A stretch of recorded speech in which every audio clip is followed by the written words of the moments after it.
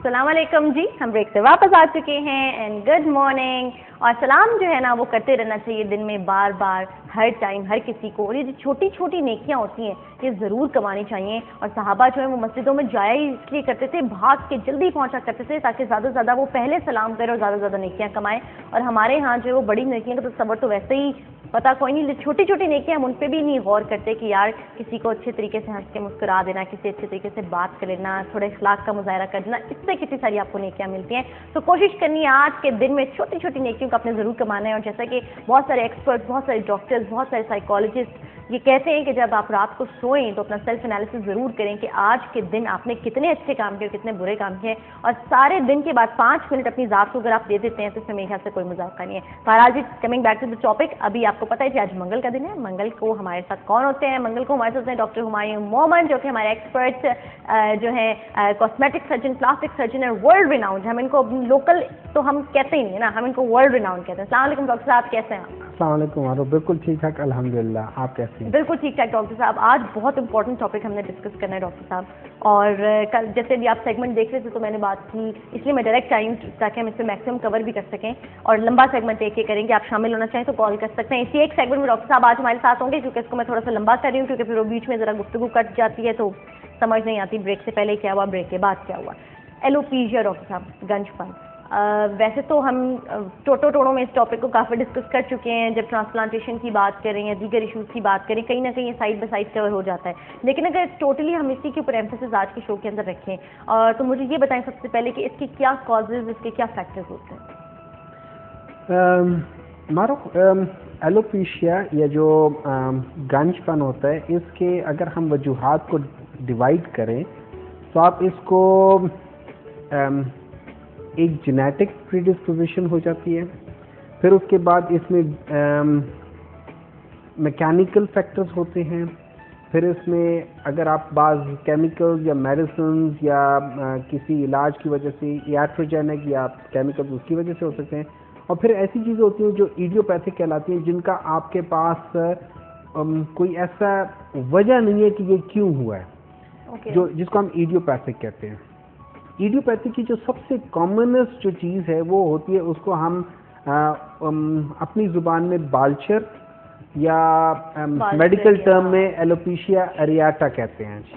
ठीक है, ये नॉर्मली लिंक्ड होता है, ये नॉर्मली ये यंग एज जो प्यूबर्टी एज है उसके साथ होता है, और ज़्यादातर ये स्ट्रेस रिलेटेड चीज़ों के साथ आ जाता है। उसमें सिंपल एग्जाम्स के आसपास या किसी और स्ट्रेस है तो आपके एक राउंड पैच से बाल गिर जाते हैं। ठीक है, all of a sudden about a coin size, जो बड़ा कॉइन होता है उसके साइज का एक जगह से बाल गिर जाते हैं। बालों की एक साइकिल होती है जो हमने बाद दफा कहा हुआ है, जिसमें एनाजन, टीलोजन, कैरोजन फेज है, और ये पूरा साइकिल जो होता है बाल गिरने के बाद जो होता है वो अराउंड 3 मंथ्स होता है कि बाल दोबारा ग्रो करते हैं। ठीक है, तो फॉर सम रीजन इडियोपैथिक इसमें ये होता है कि आपके जो बॉडी की जो डिफेंस मैकेनिज्म है, वो उस एरिया के बालों को अपनी एनिमी समझ के उस पर अटैक करते हैं। और उनकी जड़ों को गिरा देते हैं। अच्छा, ठीक है, दिस इज कॉल्ड एलोपीशिया एरियाटा। ठीक है, बाज़ दफ़ा इसमें मुख्तलिफ, अब एलोपीशिया एरियाटा की मुख्तलिफ किस्में आ जाती हैं। एक तो जो टिपिकल है वो ये राउंड पैचेस बनते हैं, ये 3 महीनों में खुद ही ठीक हो जाते हैं, अगर आप कुछ भी ना करें तो खुद ही ठीक हो जाएंगे। अच्छा, ज्यादातर ये हो जाता है कि लोग चले जाते हैं और टोटके इस्तेमाल करते हैं, उसके ऊपर वो कोई स्क्रैचेस लगाते हैं। अब स्क्रैचेस का जो कॉन्सेप्ट है अगर उसको हम साइंटिफिकली देखें, ठीक है, वैसे तो इट्स एन एनेक्डोटल, लेकिन अगर हम उनको साइंटिफिकली देखें तो स्क्रैचेस करने से उस जगह पे एक इन्फ्लेमेटरी प्रोसेस स्टार्ट होता है। जब इन्फ्लेमेटरी प्रोसेस स्टार्ट होता है तो आपकी बॉडी को रिकग्नाइज हो जाता है कि ये जो बाल थे ये तो हमारे अपने थे। अच्छा, ठीक है, उस इन्फ्लेमेशन से उनकी रिकग्निशन हो जाती है। ठीक है, ठीक है ना। तो ये मॉइस्चर है, स्क्रैचेस जो है, ये स्क्रैचेस मॉइस्चर है, लेकिन उसकी बजाय आप सर्टेन मेडिसिन भी इस्तेमाल कर लेते हैं, और उससे भी वो एंटी इन्फ्लेमेटरी, आप बेसिकली इन्फ्लेमेशन को उस जगह पे थोड़ा सा वो करना, इस वजह से आप इसको कर लेते हैं। बाज़ दफा ये पैचेस आपस में मिल जाते हैं और या बहुत ज़्यादा हो जाता है। अगर तो पूरा सर मतलब आपका हेड जो है, इसके सारे बाल इंक्लूडिंग भवें, इंक्लूडिंग सारा सर, ये अगर आ जाए तो इसको हम एलोपेशिया टोटैलिस कहते हैं। और डॉक्टर साहब जैसे एलोपेशिया एरियाटा जो है ये एकदम से आपको फील होता है एक पैच गिरा हुआ है बालों का, एकदम। लेकिन फिर ये कि आप जैसे कह रहे हैं मेडिसिन वगैरह से 2-3 महीने में रिकवर कर जाता है, तो इनिशियली आपको पता कैसे चले कि ये एरियाटा है या जो दूसरा आप बता रहे हैं ये है, और हमें मतलब एकदम से उसके भी पूरे बाल एकदम से फारग हो जाएंगे?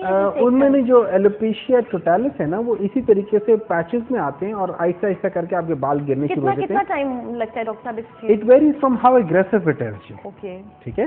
लेकिन एलोपेशिया अराटा जो टिपिकल जो है वो ये आता है कि आपको स्ट्रेस फैक्टर हुआ तो विद इन 2 वीक्स 3 वीक्स आपके बाल उस जगह से एकदम गिर गए, तो आपको एक राउंड पैच मिल जाता है। इट्स टिपिकल, मतलब ये आप कहते हैं कि मेडिकल टर्म में होता है, ये स्पॉट डायग्नोसिस में से एक चीज आ जाती है। ठीक है, ठीक है। लेकिन जब आपको ये हो जाए बनिस्बत ये सारी बातें करने के लिए the best thing is that go to your dermatologist, skin specialist. ठीक है, they usually they are the first line of defence जो इसको ट्रीट करते हैं, और या फिर जनरल प्रैक्टिशनर वो भी इसको बड़े आराम से डील कर लेते हैं, इसको कोई मसला नहीं है। ठीक है, ये एक अच्छी खबर है जी। इसका मतलब है जीपी के पास भी जाएं तो नो प्रॉब्लम। जीपी के पास भी जाएं, उसके पास भी जाएं या डर्मेटोलॉजिस्ट के पास। पाकिस्तान में जनरली ये होता है कि people want to go straight to the specialist, so dermatologist is the right person.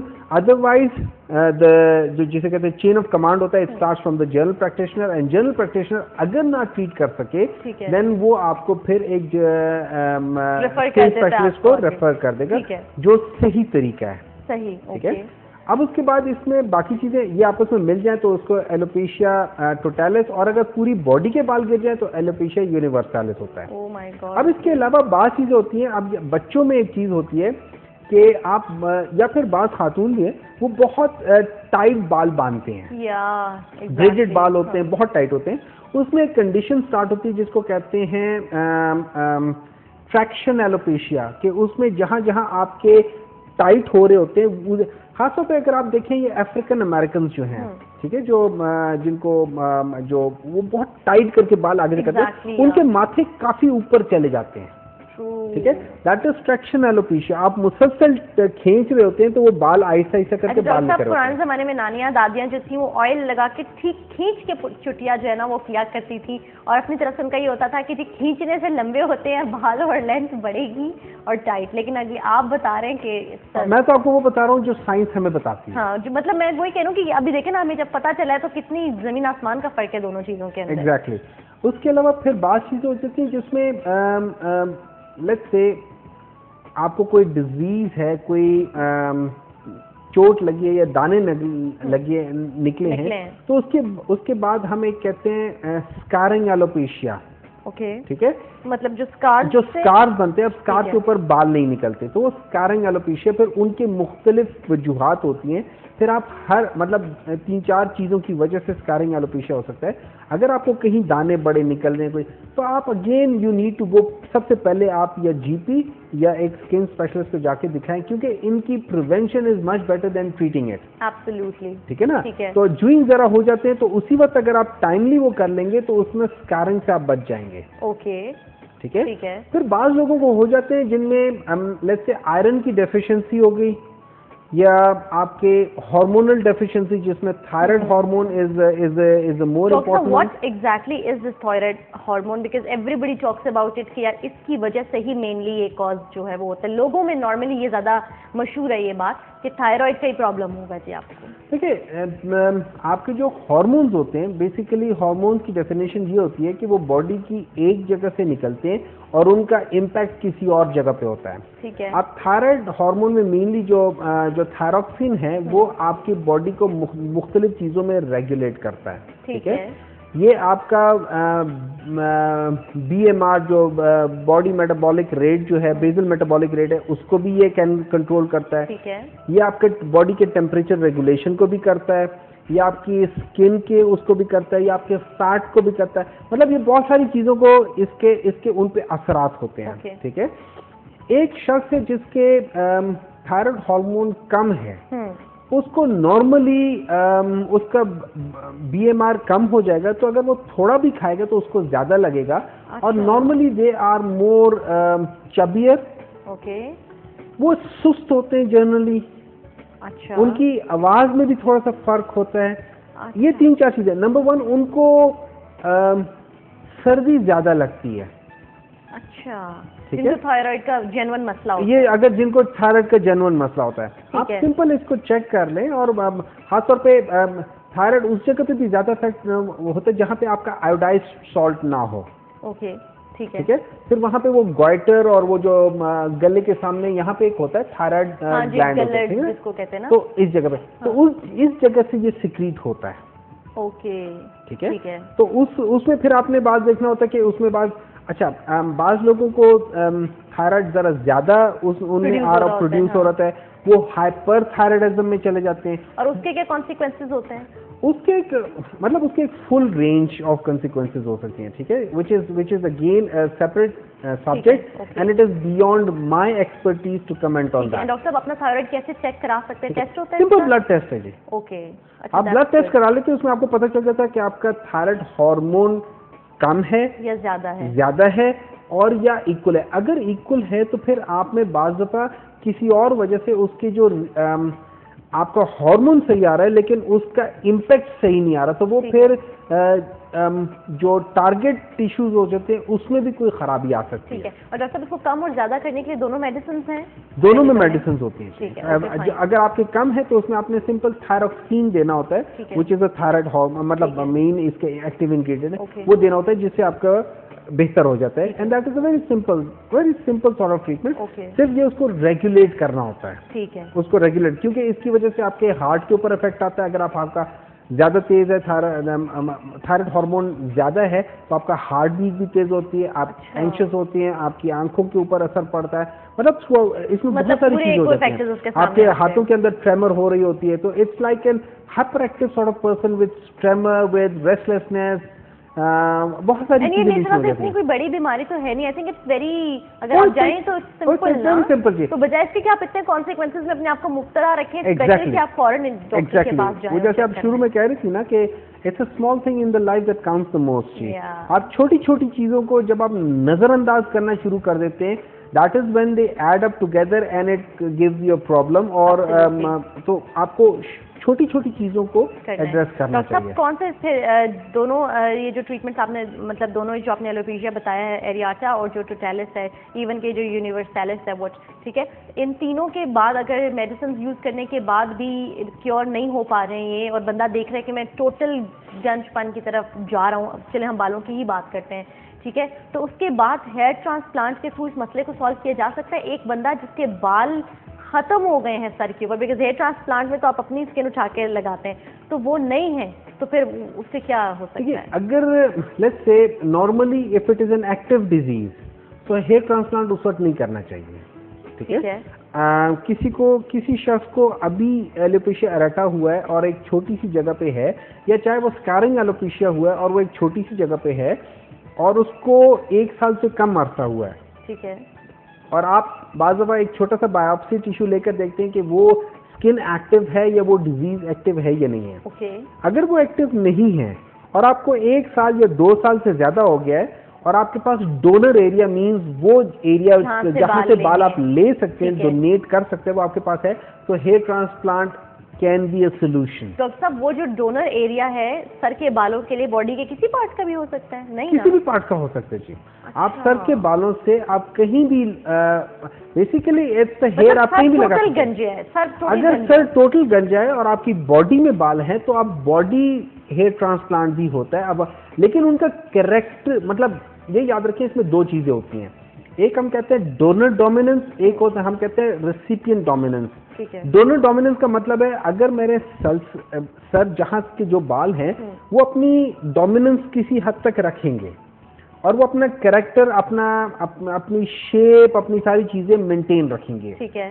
Recipient dominance का मतलब ये हो जाता है कि अगर मैंने चेस्ट के बाल लेके सर पे लगा लिया, अब चेस्ट के बाल छोटे होते हैं, इनका साइकिल छोटा होता है, ठीक है, इनका जो ग्रोथ फेज है दैट्स अ स्मॉल वन, तो जल्दी गिर जाते हैं, वो जाते हैं वो लंबे। लेकिन जब इनको सर पे लगाया गया है तो देखा है कि वो बजाय इसके कि 5 सेंटीमीटर या 3 सेंटीमीटर की बजाय वो 20 सेंटीमीटर तक भी लंबे हो सकते हैं। Really? हाँ जी। और थिकनेस भी?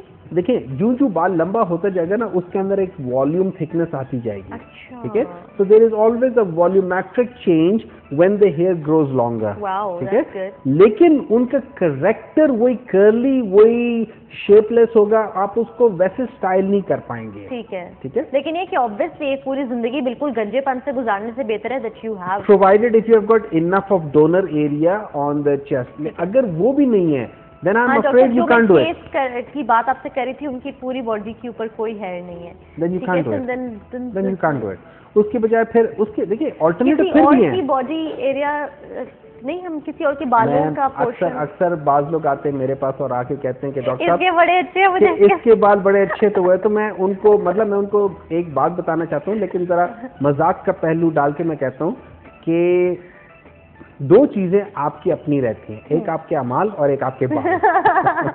ये आप दूसरे के नहीं ले सकते। तो आपके बाल, आप किसी और के बाल इसलिए नहीं ले सकते कि स्किन के अंदर आपकी स्किन जो है ना, this is the biggest immune organ, it's a first line defence. तो इसके अंदर बहुत सारे फैक्टर्स ऐसे हैं। तो जो ही मैंने किसी और का स्किन लाके लगा दिया, आपकी बॉडी उसको रिजेक्ट कर देगी। ठीक है, for the purpose of cosmetics I am talking, वरना अगर for the purpose of saving the life, ठीक है, you can use the skin, आप यूज कर सकते हैं। जैसे हार्ट ट्रांसप्लांट है, जैसे किडनी ट्रांसप्लांट है, जैसे लिवर ट्रांसप्लांट है, आप किसी और के जब एक तो ऑटो ट्रांसप्लांट होता है, आप अपनी यूज करते हैं, एक हेट्रोजेनस होता है तो आप किसी और के यूज कर रहे होते हैं। ठीक है, उसमें करने के लिए आपने अपनी बॉडी के इम्यून या उस शख्स की बॉडी के इम्यून को कम करना होता है। तो आप बहुत स्ट्रॉन्ग मेडिसिन दे रहे होते हैं जो इम्यूनिटी को सप्रेस कर रहे होते हैं, which is डेंजरस। क्योंकि जब इम्यून सप्रेस होगा, जब आप रात को सारे दरवाजे खिड़कियां खोल के सो रहे होंगे तो आपके चोर का भी खतरा है, हर चीजों का खतरा है। बॉडी का भी इम्यून सिस्टम जब कम हो जाएगा तो आपको इन्फेक्शन, आपको हर किस्म की चीजों के साथ ऑपर्चुनिस्ट ऑर्गेनिजम्स और सिंपल पैथोजेंस, वो सारी चीजें आपको वहां प्रॉब्लम दे सकती हैं। लेकिन वहां पे हमारा जो मकसद है वो जिंदगी बचाना है। यहाँ पे जो मकसद है वो लग्जरी है या वो क्वालिटी की तरफ बात जा रही होती है कि भाई आप हैं तो सही, लेकिन you want to just improve the quality of your living. Exactly. Doctor साहब, ये जो विग्स होती हैं, ठीक है, अगर हम इनकी बात करें तो ये परमानेंट भी फिक्स हो जाती है? जैसे अभी ये लड़की है जिसकी शादी नहीं हो पा रही है, ठीक है, जो एक कांस्टेंट डिप्रेशन के फेज के अंदर है, ठीक है, लेकिन ऑब्वियसली अगर आप किसी को बताते हो, बीइंग अ फीमेल बात कर रही हूँ, कि आप टोटल बॉल्ड हैं and then you use wig, तो डेफिनेटली वो it's not a good idea for her. But is it possible, क्या कोई इतना हम लोग तरक्की कर चुके हैं साइंस की, इस तरह से उसको फिक्स कर दिया जाए that it looks absolutely real and you know उसकी जो फ्यूचर आने वाली लाइफ है वो समझ सके? As we stand today, बाज सिंथेटिक फाइबर्स हैं, अगर आप उनको देखें, they are just like hair, very fine synthetic fibres हैं। जो FDA है, जो अमेरिका के, उन्होंने उसको अप्रूव नहीं किया because there are continuous problems with it. ठीक है, प्रॉब्लम ये हो जाती है, ये आपके एक सिंथेटिक एलिमेंट है, ये आप स्किन के अंदर डाल के उसके नीचे एक हुक सा होता है तो वो स्किन के अंदर अटक जाता है। ठीक है, ठीक है, wash it then and all that? आप वॉश भी करते हैं, लेकिन इसके एक कंटिन्यूस प्रोसेस होता है। इसके बाल अबाउट 10% या 20% आपने इसको चेंज करते रहना, तो क्योंकि ये गिर रहे हैं, you keep on adding on that. लेकिन वो इतने ज्यादा करना यूजुअली इट्स नॉट, और वो स्किन के टेक्सचर को बहुत खराब कर देते, क्योंकि उसमें इट्स अ फॉरेन एलिमेंट और वो उस जगह को प्रॉब्लम कर रहा होता है। That is one thing. दूसरा ये है कि आप सिंपल विग होते हैं, वो आप चिपका देते हैं स्किन के साथ, लेकिन दे आर नॉट परमानेंट। सो अगर हम ये कहें कि कोई ऐसी परमानेंट चीजों के जो just like a permanent, no, not that I know of. Okay, ठीक है, ठीक है। अनफॉर्चुनेटली उन विचारों के लिए फॉर द टाइम बीइंग हम लोग उतनी मदद नहीं कर सकते, लेकिन there are so many thing which is just around the corner. एक चीज है जो आजकल जो स्टेम सेल रिसर्च बहुत चल रही है। Stem cell research? हाँ जी। ओके। अब stem cell research is a journal. आपकी बॉडी में आपकी बॉडी जो बनती है, ये बेसिकली एक स्टेम सेल होता है, उसके मुख्तलिफ हिस्सों से ये फिर वो चीजें अपने आप को चेंज करती है। ठीक है। For example there are so many disease, खास तौर पे ब्लड कैंसर्स हैं, उसके लिहाज से एक बच्चा, अब मैं आपको एक थोड़ा सा टॉपिक से हट रहा हूँ, लेकिन इट्स एन इन्फॉर्मेशन। ओके। एक बच्चा जिस वक्त पैदा हो रहा होता है, उसके umbilical cord, the connection between the mother and the child, वो जो अम्बिलिकल कॉर्ड होती है और प्लेसेंटा होती है, उसके दरमियान में अबाउट 100 to 120 ml ब्लड होता है। ओके। अगर आप ये ब्लड उस वक्त निकाल लें और इसको at the time of birth, at the time of birth, ठीक है, जिस वक्त मदर से कनेक्शन कट जाता है और अभी प्लेसेंटा का कनेक्शन, मतलब वो बच्चे से कनेक्शन कट जाता है और प्लेसेंटा का कनेक्शन रहता है, उस वक्त अगर आप ये ब्लड 120 ml निकाल के इसको आप स्टोर कर दें, this treatment can work as a bone marrow transplant for anybody और just for the mother of the child, जो मतलब for generally for anybody but specially for that family. Oh my God, really? ठीक है, That's amazing, doctor. I've never heard of it before. नहीं, it's in Pakistan ji. Wow. These facilities are there. लोग करवा रहे हैं और आप 25 years के लिए इसको सेव कर लेते हैं। This could be one chance। खुदा न खास्ता किसी को ब्लड कैंसर है, थैलासीमिया है, उसको लिम्फोमास हैं, दिस इज द ट्रीटमेंट। और इसकी cost in the outer world, अच्छा ये स्टोर होता है, आप स्टोर करते हैं प्राइवेट बैंकिंग में, इसके पब्लिक बैंकिंग भी है। यू बाय इट फॉर $50,000 जी, ठीक है। लेकिन if you want like a whole blood bank, you know, for this, it's like a whole. अगर आप प्राइवेट बैंकिंग करते हैं, ऑल यू डू इज पे $5,000। वाओ, ठीक है। सो अब उसी जगह से ये स्टेम सेल रिसर्च जो है, अगर हम कॉस्मेटिक्स में लेकर आए, people are using stem cells, ठीक है। अब let's say when I do liposuction, वो जो फैट होता है, अगर मैं उसको सेंट्रीफ्यूज करूं एक खास स्पीड पे फॉर अ सर्टेन टाइम, आपके फैट के अंदर 3-4 लेयर्स बन जाती हैं। ओके। उसका एक लेयर होता है, उसमें is the maximum concentration of all the natural stem cells, ठीक है, ठीक है। Let's say if somebody, if I put it under certain areas जहां पे हॉलोनेस हो, यहाँ कर लेते हैं, तो it can also help the overlying skin to freshen up as well. Excellent, wow. Similarly hair transplant में स्टेम सेल रिसर्च का ये हो रहा है कि we are at the verge of doing, जो हम उसको डुप्लीकेट कर रहे हैं। लेट्स से मैं एक उसको कर लिया, ठीक है, क्लोनिंग जिसको हम कहते हैं, ठीक है।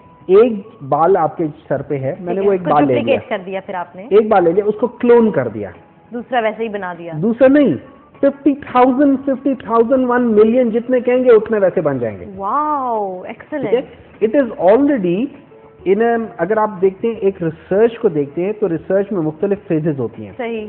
थर्ड फेज जो होता है वो होता है clinical trial. Clinical trial means कि now you have got volunteers who know the understanding of it and they want to have this thing। ठीक है। अब ये क्लिनिकल स्टेज पे पहुंच चुका है। Okay, fine, which is good। हाँ, which is good, लेकिन ये अप्रूव तब होगा फॉर कमर्शियल, जब रिजल्ट के अलावा इसके हमें long term means anything between 5 years to 10 years इनके वो पता चलेगा साइड इफेक्ट। तो मतलब है 5 to 10 years का अभी गैप है, इसके बाद एग्जैक्टली पता लगेगा कमर्शियल ये यूज हो सकता है कि नहीं हो सकता है। ठीक है, क्योंकि ऑल्दो उससे कोई वो नहीं है, लेकिन एक मूवी बनी थी विल स्मिथ की, I am the legend. Okay. तो उसमें यही करते हैं कि एक मेडिसिन आती है, तो for the sake of money and everything, it is anti cancerous medicine, आप एकदम यूज कर लेते हैं without waiting for the long term side effect. ठीक है, उसके अंदर फिर म्यूटेशन होनी शुरू हो गई। इंसान का जो जिस्म है ना, is just like a computer, you alter one thing somewhere, अब आपको वो काम तो बहुत अच्छा चलेगा, लेकिन यू डोंट नो कि वो बाकी किस किस जगह के सॉफ्टवेयर में आपको प्रॉब्लम देगा। ठीक है डॉक्टर साहब, वो तब पता चलेगा जब आप वो सॉफ्टवेयर यूज करना शुरू करेंगे। Absolutely. So there are so many things that can happen, and I guess stem cell research का जैसे भी आप बात कर रहे हैं, जो भी है, इन एनी केस 10 years के बाद उसके रिजल्ट सामने आएंगे, लेकिन देयर इज नो हार्म कि अगर हम अपना ब्लड एटलीस्ट वो जो है स्टोर करके रखें, तो अगर रिजल्ट अच्छे आते हैं तो वी कैन, यू नो, देखिए Alzheimer's can be treated by it. आपके पास फेशियल पाल्सीज हैं, आपके पास स्ट्रोक्स हैं, आपके पास there are about 35-40 diseases which are already being treated by it, and there is another so many number of diseases जो research में है उसके लिहाज से। उसके बाद होंगे। डॉक्टर साहब, मैं सोच रही हूँ कि आपकी इस बात से कि जिन चीज़ों को हम वेस्ट समझ के, यू नो, हम लोग कभी परवाह भी नहीं करते, और जैसे कि वो इकबाल ने कहा ना, कोई भी चीज़ निकम्मी नहीं है, कुदरत के इस कारखाने में। That is just so true इस बात को सुन के कि यार वो मतलब उसको हम बिल्कुल और उसमें ब्लड हम उसका ले लें, किस तरह वो कितनी डिजीजेस का, और न जाने हमारे कि जैसी कितनी चीज़ें हैं जिनमें अल्लाह ताला ने कितनी शिफा रखी हुई है।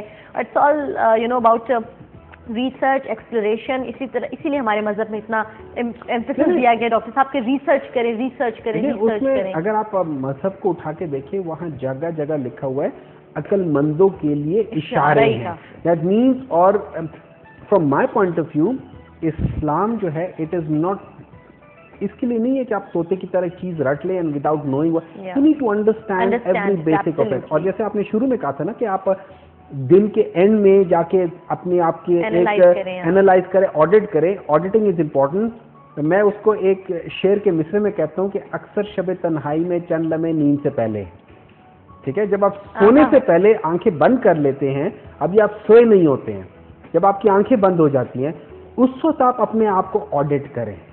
दैट इज अक्सर शब तन्हाई में चंद लम्हे नींद से पहले। बिल्कुल डॉक्टर साहब, मुझे तो ये डॉक्टर वाली एडवाइस लगी है, बस 3 कतरे सुबह दोपहर शाम वाले टाइम की। थैंक यू डॉक्टर साहब, it was lovely having you on my show today. I think आज हमने बहुत सा इन्फॉर्मेशन जो है वो अपने व्यूअर्स तक पहुंचाई है, और स्टेम सेल रिसर्च के हवाले से आई थिंक कि एक और शो हमें जो है ना इसके ऊपर ज़रूर करना चाहिए, उन लोगों को अवेयर करने के लिए जो आजकल के दौर में having babies and all that. लेकिन ये कि खुदा ना खास्ता फैमिली में कुछ इस किस्म का अगर कुछ होता है तो कितना इंपॉर्टेंट है उनके लिए to have this blood stored for next 25 years, and कितना उनकी फैमिली के लिए बेनिफिशियल हो सकता है। आई थिंक जब हम इतनी सारी इन्वेस्टमेंट्स की बात करते हैं तो ये एक बहुत ज़बरदस्त इन्वेस्टमेंट है अपने फ्यूचर के लिए। डॉक्टर साहब बहुत बहुत शुक्रिया, थैंक यू वेरी मच। और व्यूअर्स, अभी हम नेक्स्ट सेगमेंट में जाएंगे। आपको पता है आज हमारे गेस्ट हमारे साथ मौजूद है। नेक्स्ट सेगमेंट में हमारे साथ मौजूद होंगे जी पाकिस्तान के जाने माने और दुनिया के जाने माने, आजकल डॉक्टर साहब हम अपने शो में ना इंटरनेशनल फेम वाले लोगों को बुलाते हैं, हमारा स्टैंडर्ड बड़ा अप हो गया है। आगे तक आरिफ मसूद साहब हमारे साथ मौजूद होंगे जी, प्राइड परफॉर्मेंस भी हैं। और इसके अलावा जैसा कि आपको मैंने प्रोग्राम के शुरू में भी बताया, पाकिस्तान मॉन्यूमेंट जो है वो इन्होंने तख्लीक किया है। साथ साथ मौजूद होंगी कौसर जहान साहिबा जो कि पब्लिक आर्टिस्ट हैं, पेंटिंग इन्होंने की है इसके ऊपर, और हिजाब फातिमा इनकी बेटी भी हैं, she is also public artist. इन सबसे आपकी मुलाकात करवाएंगे आज वो तमाम तर आर्टिस्ट जिनको हमेशा शिकवा ही रहता है कम्युनिटी से कि यार बस ये कम्युनिटी डॉक्टर्स और इंजीनियर्स के लिए बनी है। एक डॉक्टर हमारे साथ भी बैठे हुए हैं और हमारा तो कोई इसमें अमल दखल ही नहीं है, तो आज हम उनके लिए एक ज़बरदस्त सा शो हमने किया है। आपको काफ़ी सारी इन्फॉर्मेशन मिलेगी। मेरा अगला सेगमेंट जरूर देखिएगा। देखते रहिए मॉर्निंग विद लाइट, मारो कुरैशी के साथ जबरदस्त लाइट से। Have a lovely morning, have a great day ahead.